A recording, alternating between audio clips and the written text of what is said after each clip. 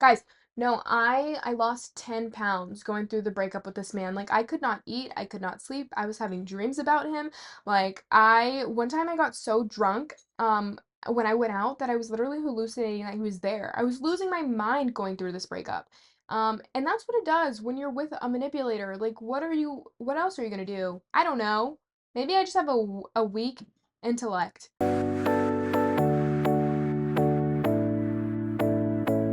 You guys, I just filmed um at least 20 minutes of this podcast and it wasn't recording. It wasn't recording, which means this is now my third time trying to film this episode and I'm pissed off. I'm pissed off about it because life has been hard. I'm currently going through a breakup, which is ironic because I'm talking about breakups this episode, which was pre-planned before I was going through a breakup.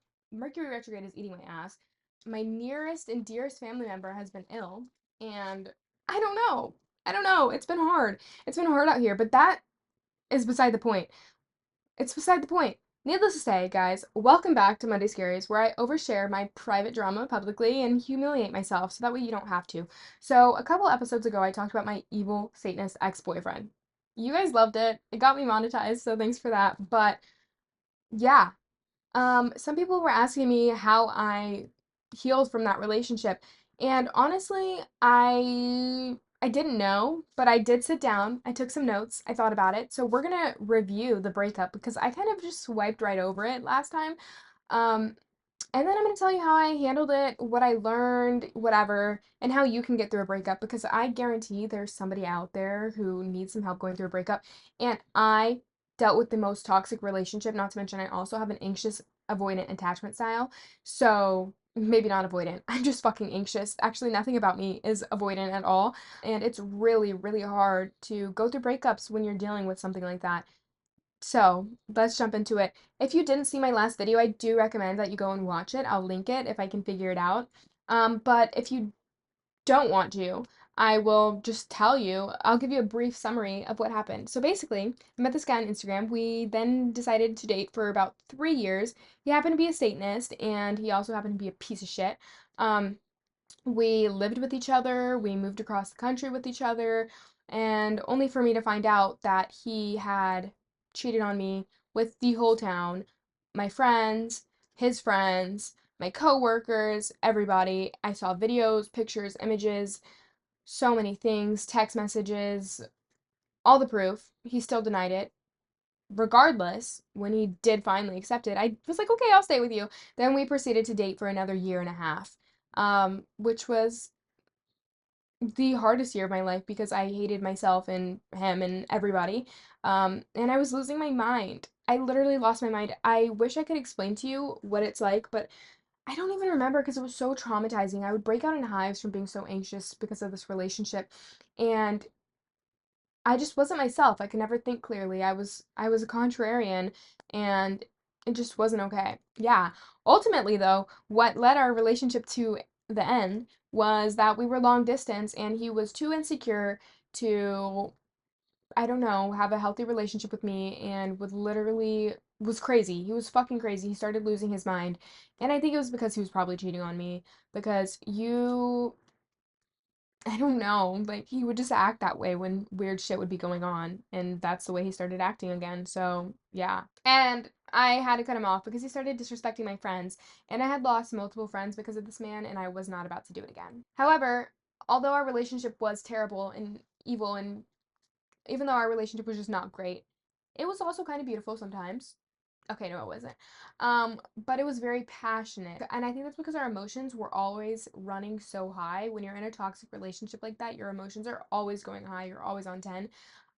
Which makes for a really passionate relationship. You know, we were passionately hating each other, passionately in love with each other. He was passionately cheating on me.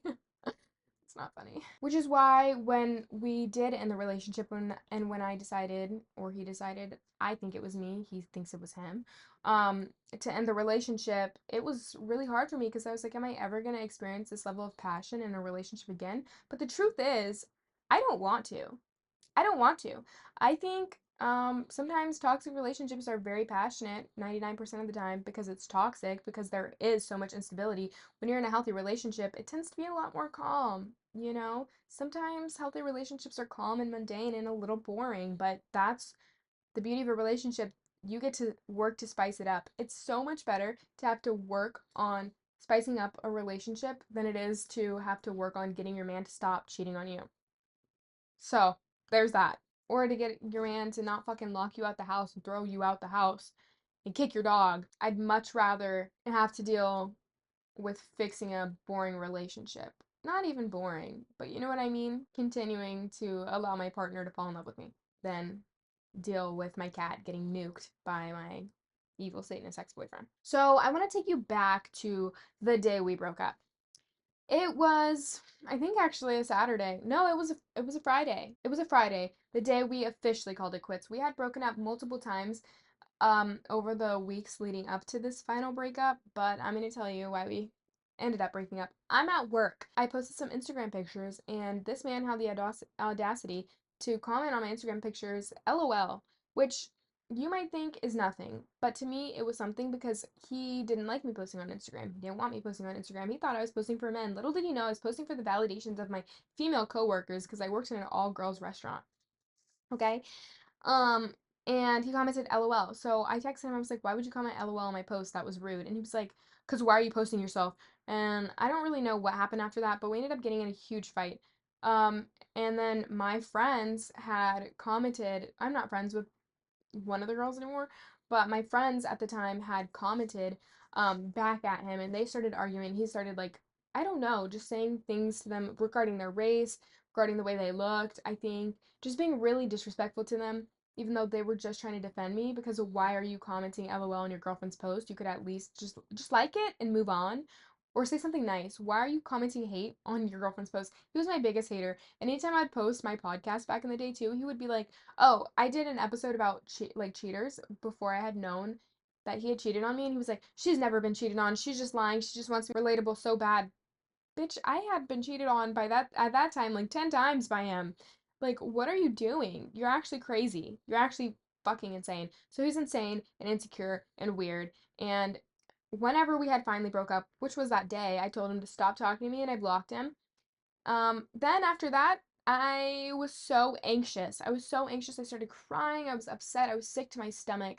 Um, I was so sick to my stomach because I didn't know if it was actually over because we had gone on and off so many times and I was just sick. I was checking my phone that night constantly, waiting to see if he would text me, waiting for an apology, something, but it never came. And when it's the end, it's never going to come.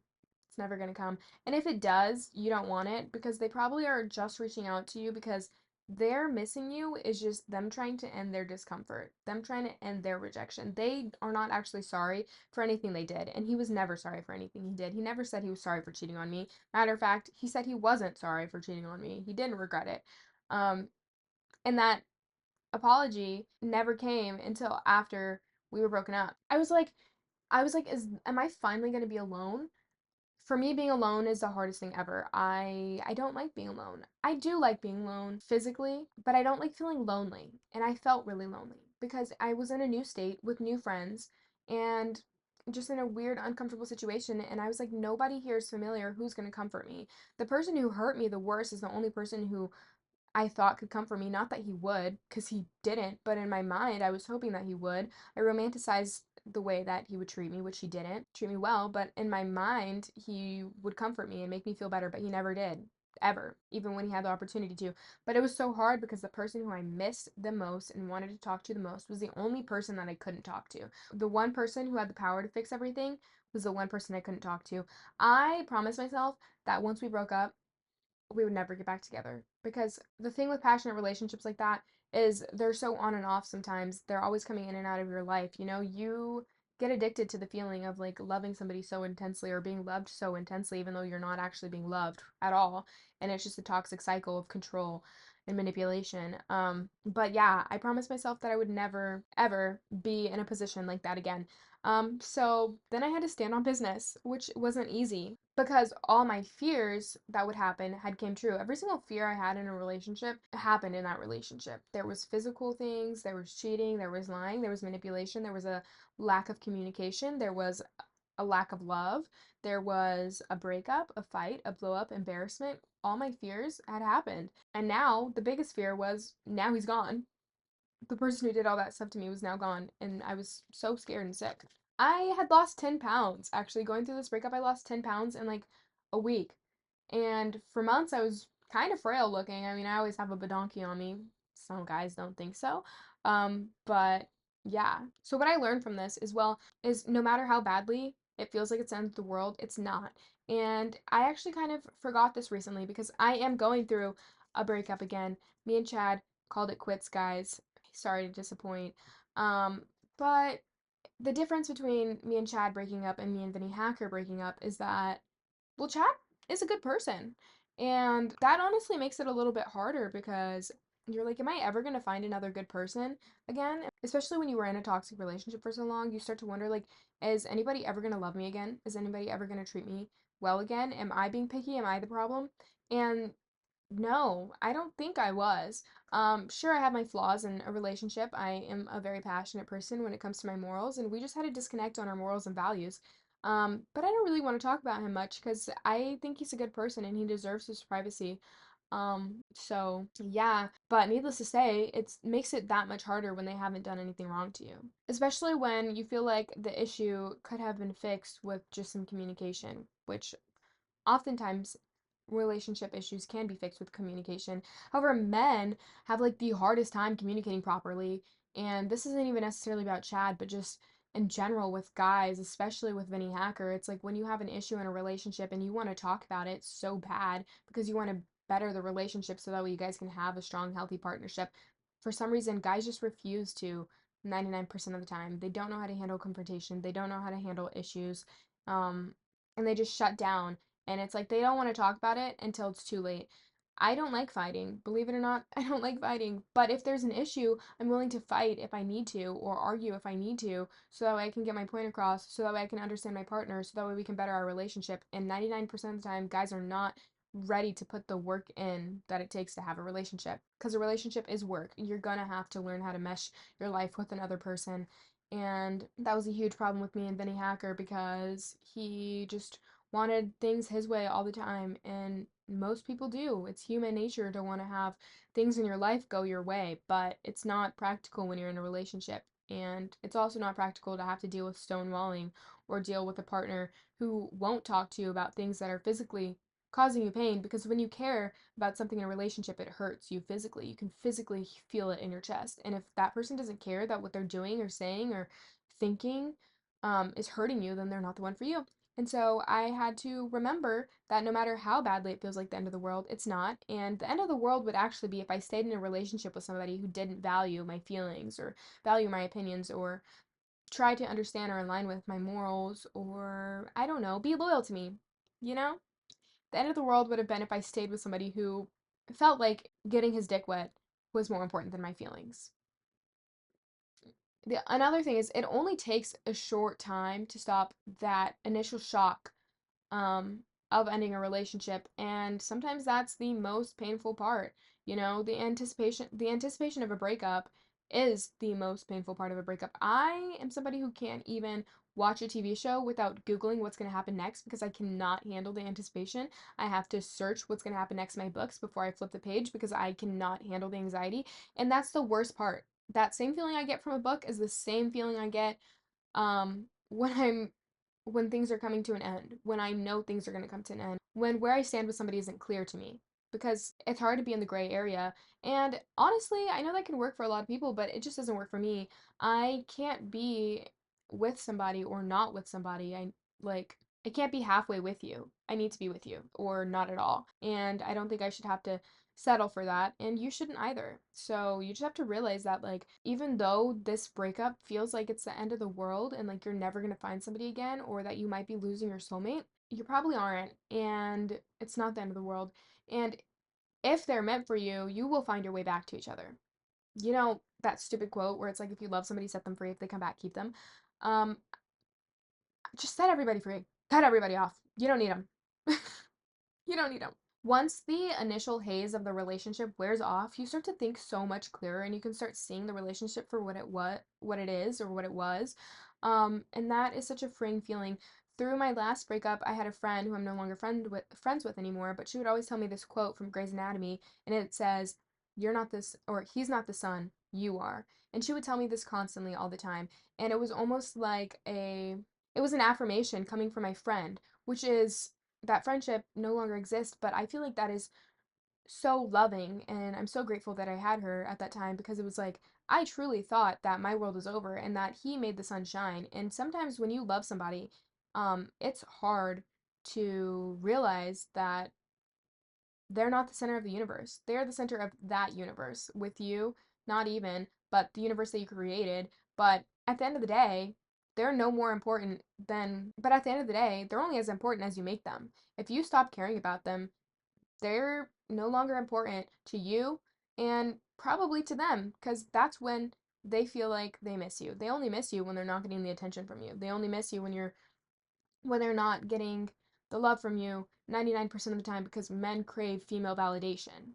It's not the same thing as when a woman is loving a man. It's not. And men's love is conditional, unfortunately. And it is based on how you make them feel. I remember asking, like, why do you love me? And he would be like, because you make me feel good, because the way you touch me, because you make me laugh, because whatever. Maybe making me laugh like is a me thing. That's a big compliment. I like to think I'm pretty funny. But from my experience, men's version of love is a lot different. They love you if you make them feel good. They just crave feminine women validation and that's not love. That's not love. Love is wanting the best for somebody. Love is wanting to understand somebody, wanting to help somebody, wanting to build a future with somebody, wanting to respect somebody. There is no love if there is no respect. And if he can't respect you, or treat you the way you deserve, then there's no love. That's not love. You're in a one-sided relationship, babe. And I was too. And no longer am. Now the only relationship I have is the one with myself and I and my friends and my family. And that's okay. It's sad, it's lonely, it sucks, but it's okay because the sun is going to keep shining. He's not the sun, you are. And that's why whenever you meet a new guy or whenever you meet a guy, he is so amazed with you because you are actually amazing. Um, and men will try to suck the light out of you. So don't let them. Ending the relationship with Vinny Hacker taught me that I need to stand on business and kind of how to. Now, not literally, because I'm not really the most firm person. Sometimes it's hard for me to say what I want, or do what needs to be done. But at the end of the day, I'll do what needs to be done. You might not want to end a relationship. You might not want to leave somebody. You might not want to tell them that they're hurting you, but you need to.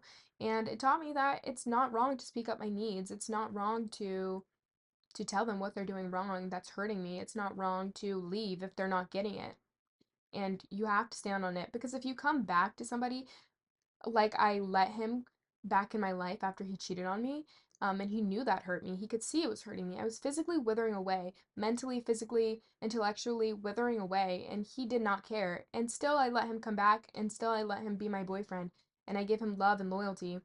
But that didn't mean anything to him because to him, he could cheat on me, and he knows that, yeah, he's gonna have to go through like a little rough patch with me, but at the end of the day, I'm always gonna be there. And if you keep letting somebody back into your life over and over and over and over again, they don't care because they think that no matter how they treat you, no matter what they do, they're gonna be there. Um, and it's unfortunate that things have to be that way, but second chances shouldn't exist because they're just going to do the same thing again. And if they're not going to do the same thing, they're going to do something else. They're always going to test the waters to see just how how little they can do to get away with it. Once you go through that first breakup with a person, with a friendship, whatever, I actually think that the reason why I'm able to heal from breakups so well is because I have loved my friends intensely and I've had to deal with losing multiple friends. Again, because of a difference in morals and values or life circumstances or simply just it not working out.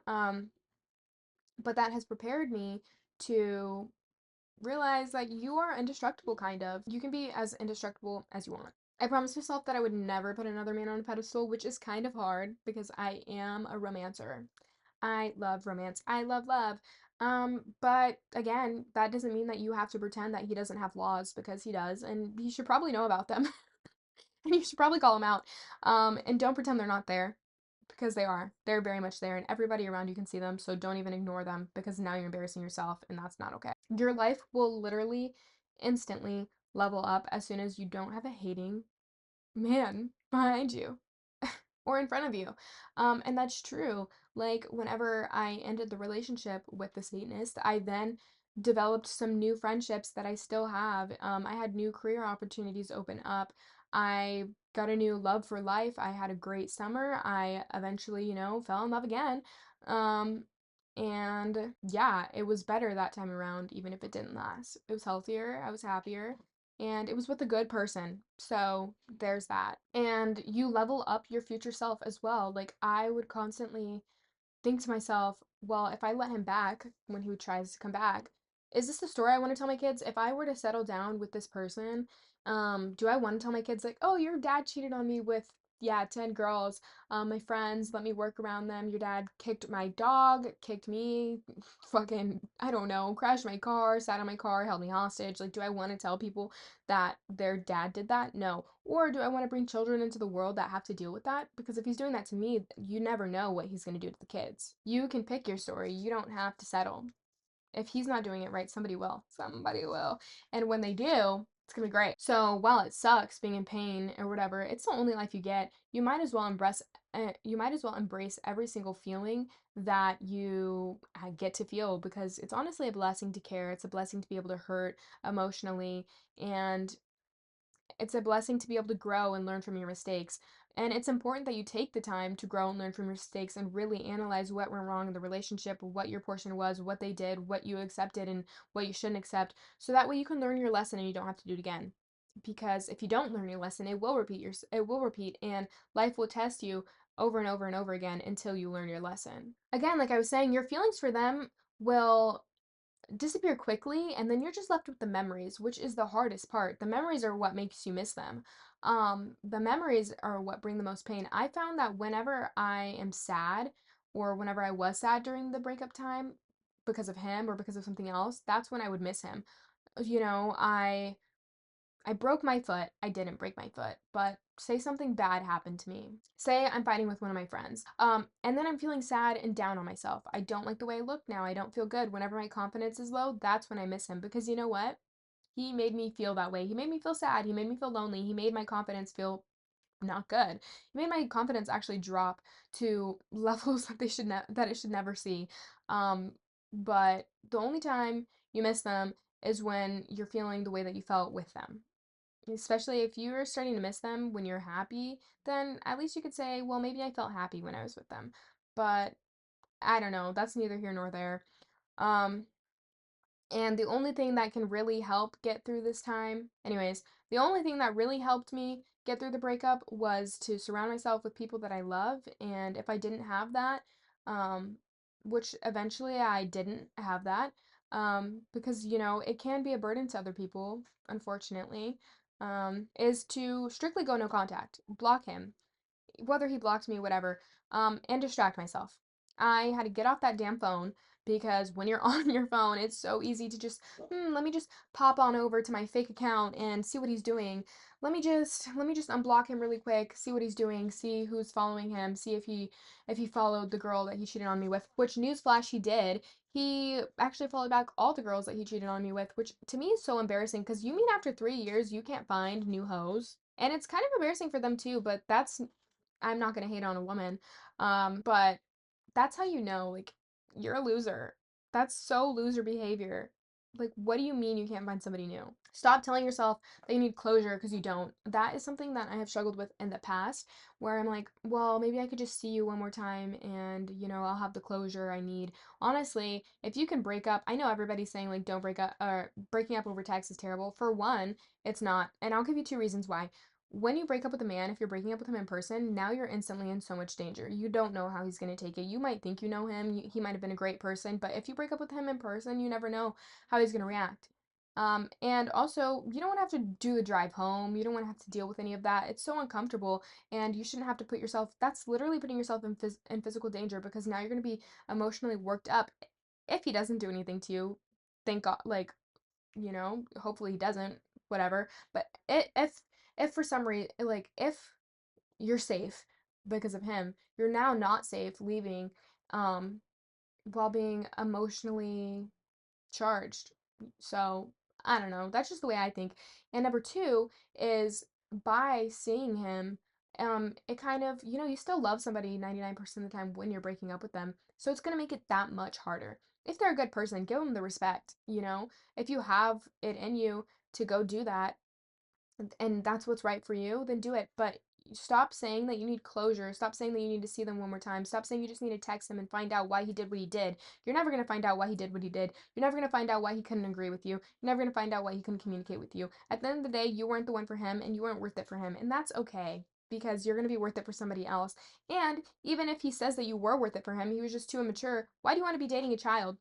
You don't. If he valued you, if they valued you, if she valued you, you wouldn't have to be in the situation anyways. You wouldn't be having to deal with the pain of them doing whatever they did to you anyways. So you don't need closure. The way that they treated you is your closure. And I had to learn that because I was like, well, why did he cheat on me? Why did he do this? Am I not good enough? Am I not loving him good enough? Am I too much? Am I too little? Am I not pretty enough? What can I do to improve myself? How can I make you love me more? How can I make you love me harder? How can I make you loyal to me? But at the end of the day, it had nothing to do with me. He was insecure. He needed female validation. He needed it from more people than I could give it to him. He didn't like that me as a woman, I'm going to get attention. So he needed to go get attention too. Because again, guys like to be treated like they're women. And that's the problem with half the men in the world today. But you don't need closure because if he was the one, you wouldn't be losing him right now. And even if he is the one and you're losing him, you don't need to worry about that because right now he's not the one for you. And if he comes back in the future and things are better, that's great for you. That's great for your situation. But you can't count on it. And yeah, if something that did make me feel better recently is telling him that I hope we rekindle in the future because I do, especially when it's a good person. You want to have them back in your life eventually, but you need to take that space so that way you can grow, so he can grow, so he can learn that you're important and value you in your relationship. Um, and he's not going to do that if you come back for closure constantly. Again, like I was saying, I won't experience that kind of love again, and I honestly don't want to. I don't ever want to have to sit there and wonder why I'm not good enough, and you shouldn't have to wonder why you're not good enough either, because I know if you're going through a breakup right now, you probably are, because it's breakup season. Breakup season is among us. Time out. Can we talk about that? Everybody is breaking up right now. Why? I have seen so many people breaking up right now, like left and right. I can think of at least 6 relationships that are coming to an end right now, and I can only think to blame it on Mercury retrograde. And also, all the summer flings are coming to an end. Like you had a summer fling and you thought you could make it work, and it's getting colder outside and you can't. Which you would think the cold would actually make people closer, but I guess it's making them crazy. It's making them think better, and you're getting to like the mark. Relationships, this is a side note, relationships work in a cycle. So it's like, you have the honeymoon phase, and then after the honeymoon phase wears off, you start seeing them for who they are, and then you start arguing with them.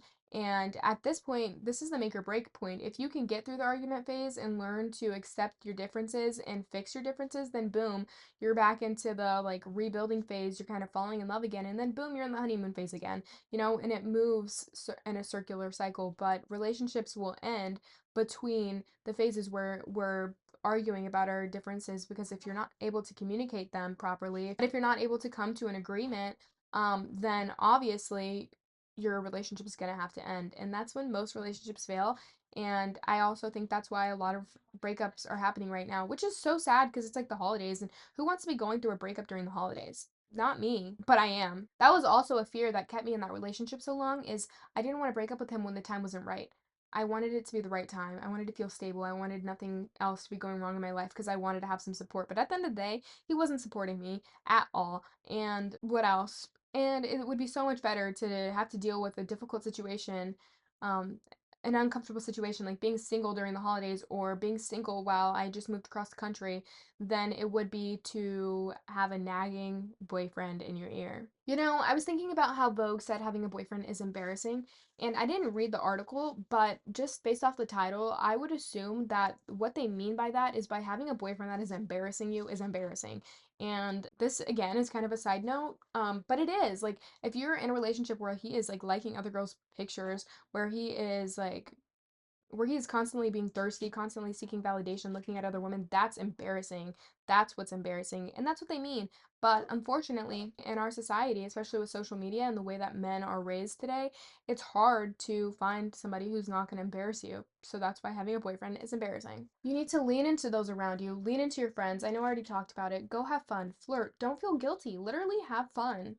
Um, and start falling in love with life again. Romance your life. I know, romanticize your life. I know everybody says to do this, but seriously, and romanticize the sadness because it's beautiful. And if you're a girl or if you're not a girl, regardless, it's feminine to feel those feelings, and you need to lean into them because that's how you're gonna heal. That's why guys always come back 6 months later. I know this is not news to anybody else, but they always come back later because they push those feelings aside. They don't want to feel them right away. They feel relieved right when you break up with them, and you're feeling like the world is ending, and then 6 months later they're like, shit, the world ended and I didn't even fucking realize, and you're like, oh my god, I'm having so much fun in Bermuda on a boat. Like, that's why, because you need to heal. And if they healed, they could have been having fun in Bermuda and on a boat too, but no, now they're in their room and it's fucking summertime, 90 degrees, and they're pale as a ghost, and their hair's matted up and they stink because they miss you, and they're trying to get back at you while they stink. Like, what? Needless to say, no matter how you're doing right now, if you're going through a breakup right now, if you're even listening to this right now, no matter what, if it's a job breakup, a friend breakup, whatever, you need to give yourself grace. You need to accept that you're gonna miss them. It's gonna be hard. It's gonna be sad. You're gonna have to deal with things you don't want to deal with, but it's okay. It's fine. And just be gentle on yourself. Don't start expecting that you're gonna bounce back right away. Don't be wondering, why do I still miss them? If it's real love, like obviously you're gonna miss them, you know? But no matter what you do, especially if he did you wrong, if he comes back, you cannot take him back because that's embarrassing, and you cannot embarrass yourself because being with him was probably already an embarrassment. Something that really helped me was something Emma Chamberlain had said, was that it would be inhumane for you not to miss your partner after you break up with them. And that's so true, because if he's like posting on social media, like living his best life, living it up, like that's not normal and it's probably fake. If you're missing them, they're probably missing you too, and it's just a facade. And you can't feel guilty wondering why you wouldn't miss them. The truth is, if you're with somebody long enough, like you're always gonna miss them a little bit. And that doesn't mean you want them. That doesn't mean you need them. That doesn't mean anything. And you shouldn't feel guilty or weird about it because, that's the human thing, and we're constantly yearning for the past. We're constantly feeling nostalgic. We're constantly wanting things that we can't have, and that's human. That's totally normal. So give yourself grace about it. But it would be so inhumane for you not to miss them, and so unrealistic for you not to miss them. So lean into it and embrace it. Yeah. Anyways, guys, if you're going through something like this, remember that it's not permanent. This too shall pass, if you will. No, but like it's not permanent. Your life's gonna level up. They might come back. You might get back together. Hopefully not, because second chances, you probably already gave them 1,000 chances. Like, let's be real. Um, but you never know what's gonna happen in the future, so don't even worry about it. Heal and enjoy the present, because you're only gonna be this young and hot once. I don't care if you're 65 years old. You're only gonna be 65 years old one more like once. And when you're 66, you're gonna be like, shit, I wish I was 65 because I was hot. And you probably were. Nothing is permanent. Bring peace to your soul. Men aren't usually permanent. Definitely not. That's why they have a lower life expectancy than us. Um, but you can heal through this. You can get through it, and I love you. Anyways, guys, I know this episode was kind of rapid fire and I threw a lot of stuff at you and I was speaking probably way too fast. But it's because I feel really passionate about this, and I've noticed that everybody is breaking up right now, and even me, I'm going through it too. But I wanted to post this for you even though it's not on a Monday, and I also want to say thank you. I'm so happy that we're here together, and I'm so grateful for everybody who watches. And if you made it this far, I literally love you so much. Anyways, please like and subscribe, guys, because yeah. And all right, bye. No, I lost 10 pounds going through the breakup with this man. Like, I could not eat, I could not sleep. I was having dreams about him. Like, one time I got so drunk when I went out that I was literally hallucinating that he was there. I was losing my mind going through this breakup. And that's what it does when you're with a manipulator. Like, what else are you going to do?